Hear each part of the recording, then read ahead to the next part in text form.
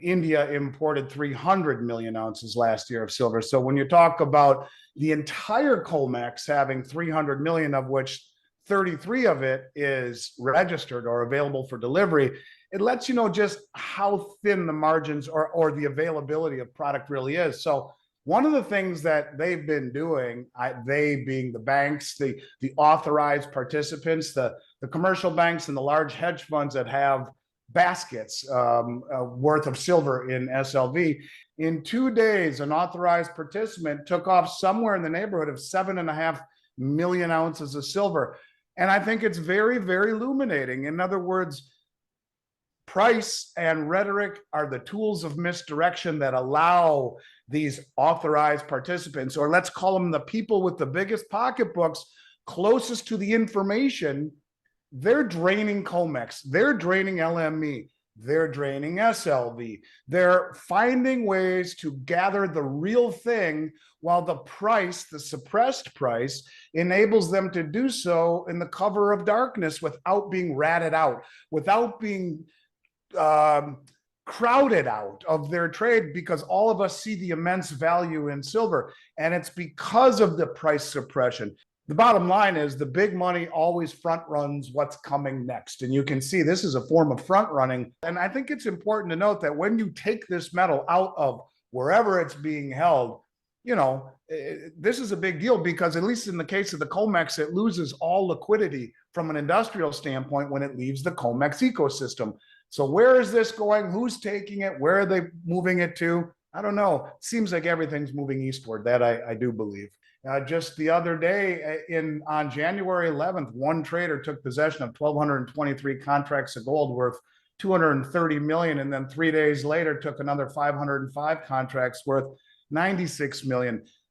Price, whether you're talking gold or silver or whatever commodity you're talking about that has been suppressed, that price is being used specifically to misdirect the public and allowing the biggest money in the world, the money closest to the information, the money that wants to de-dollarize and have tangibles in their possession. It's very telling that this money is grabbing at a massive rate from all of the main exchanges. You can even look at aluminum and zinc. We're down like 75 and 90% respectively off the LME. And a report just came out that said China holds 20% of the entire aluminum stockpiles in the world. So they're buying as much as they can from the exchanges while they will allow them to sell it, and using paper derivatives to suppress the price. Now, I should have asked my head trader this question, because I didn't know that I'd be on here with you, but I asked him the other day what it would cost for us to buy a 100-ounce gold contract, because I wanted to explain how they suppress stuff so easily. A bank like Bank of America, we have to have $6,900 in our margin account to control what amounted to $188,000 worth of gold. And so you're talking 27 times leverage that these institutions are able to create this perception of reality that is 27 times manipulated, or every dollar equates to $27 leverage. And so these banks have had free run on suppressing price and being able to do what they want. The caveat to all of this is what we are seeing happen with the drawdown on SLV and COMEX and the LBMA, where it's easy to suppress price when no one is taking away all of the inventory. But you try to suppress price and all of a sudden get requests or demand for delivery, it changes the whole backdrop. And I just have this feeling that we're getting much, much, much closer to that end game moment where these banks really don't have the desire to play in that risky of a situation where you're seeing huge requests for delivery and not enough silver to back up even remotely the amount of contracts that have been issued. And I think we're getting really close to that moment. Maybe it's the fact that we're seeing not as concentrated of a position amongst these big banks, and doing things like pulling it out of SLV instead of messing with COMEX contracts. But I also find it more bullish if you look at things from a contrarian point of view. Price is smashed, rhetoric is horrible, everyone thinks you shouldn't be buying it, yet the drawdowns, look, to pull silver off of the LBMA or the COMEX you have to be very sophisticated. It is not an easy thing to do. It's not like calling Miles Franklin to buy 1,000-ounce silver bar. Pulling off a contract is very in-depth. It's not easy to do. You're talking sophistication, wealth, and closest to the information. And when you see these record outflows and then see that India imported 300 million, questions, where did it come from? Yeah, a lot of it came from the Swiss refineries, but a lot of it came from the COMEX, a lot of it came from the LBMA, and probably some came out of share redemption out of SLV.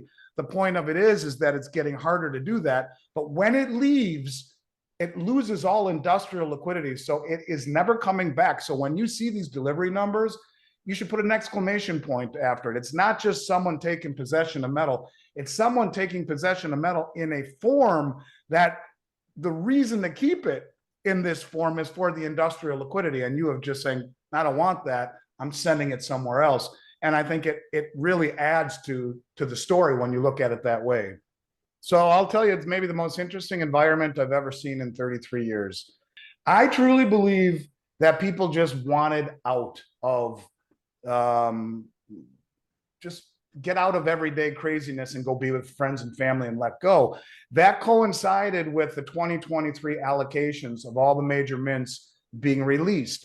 And in all of my career, I have never seen premiums cascade downward the way they have, ever. And I was caught off guard by this. I don't think it's anything structural or really meaningful in the scheme of things. I don't see it changing when you realize that less than 1% of the public has any gold and silver to their name.